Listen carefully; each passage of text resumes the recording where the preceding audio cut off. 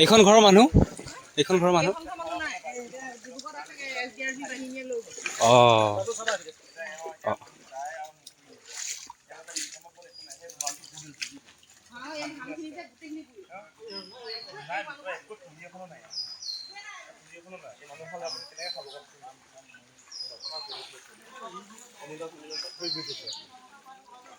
আমি এতিয়া ৰাতি সেই ওপৰত থওঁগৈ দিনত আপুনি ধুব নোৱাৰে চটত গৰমত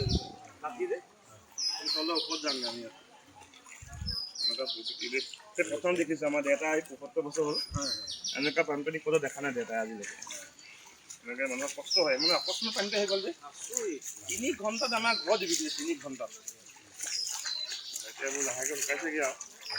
গৰুকেইটা আছেগৈ 5 কিলোমিটাৰ দূৰত আপুনি গৰুকেইটা আনিমগৈ কি কৰিম খাব গৰু মেলি দিলোঁ আৰু কি হৈ থাক